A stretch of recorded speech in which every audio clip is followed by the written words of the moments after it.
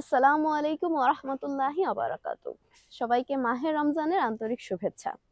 সুপ্রিয় দর্শক, আজকে আমি আপনাদের সাথে সদকা নিয়ে আলোচনা করব। আমরা অনেকেই মনে করি সদকা বা দানের মাধ্যমে আমাদের সম্পদ কমে যায়। এটি অত্যন্ত ভ্রান্ত একটি ধারণা।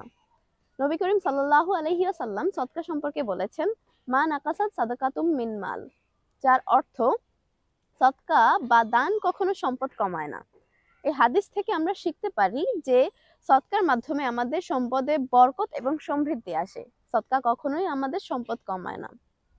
সদকা সম্পর্কে আল্লাহ তাআলা আল কুরআনে বলেছেন, যারা নিজেদের সম্পদ আল্লাহর রাস্তায় ব্যয় করবে তাদের দৃষ্টান্ত একটি শস্য বীজের মতো, যা থেকে 7টি শীষ উৎপন্ন হয় এবং প্রতিটি শীষে 100টি দানা থাকে।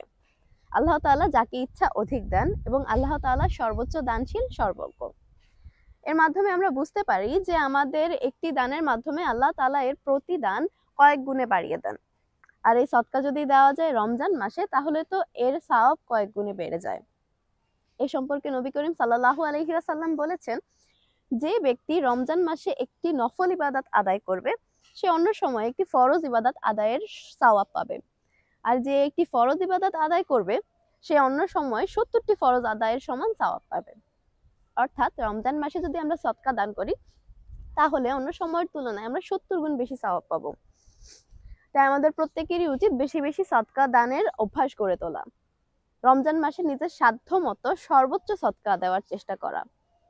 আসুন প্রিয় ভাই বোনেরা, আমরা নিজেদের সাধ্য মতো সর্বোচ্চ সদকা দান করি, সদকার অভ্যাস গড়ে তুলি। আল্লাহ তাআলা আমাদের সকলকে সদকা দানের তৌফিক দান করুক। আসসালামু আলাইকুম ওয়া রাহমাতুল্লাহি ওয়া বারাকাতুহু।